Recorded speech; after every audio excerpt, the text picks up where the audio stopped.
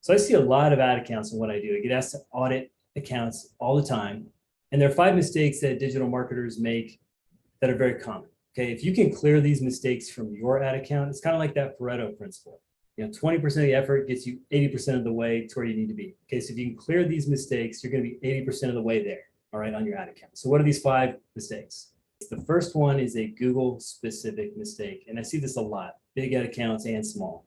And this is where an agency will put the branded and the non-branded traffic in the same search campaign or even the same search ad group. Okay, so they might be targeting your brand name in the same ad account, or sorry, the same ad group where they're targeting non-branded traffic.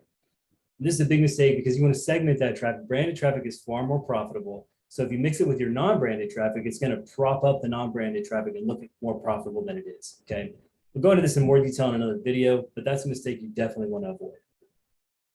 All right, so the second mistake, it's kind of the Facebook equivalent to the Google mistake I just mentioned, but it's where you mix your cold traffic and your warm traffic in the same campaign or the same ad set within Facebook.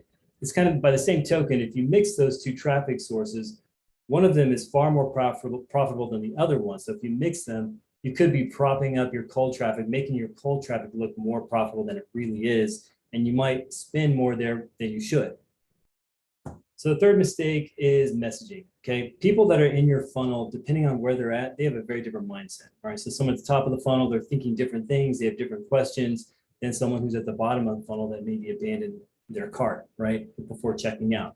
So a lot of brands will kind of get messaging tunnel vision. They'll decide, hey, this is our messaging, this is what our customers need to hear, but that's not necessarily true at every point in your funnel. So this is a mistake I see a lot where brands use the same messaging everywhere through that process. Number 4, this is a big one. A lot of brands have no idea what their ROAS really should be. And I'll give you 2 examples. So say you have 2 brands, they have the same target audience, they have similar value propositions, similar pricing, they have similar margins, all right? Which brand is going to win in the ad wars? It's the one that knows their lifetime value of a customer.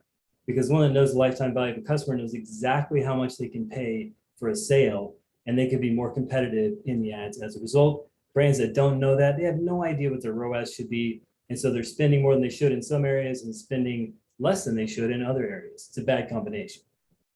All right, so the last one is a lack of testing.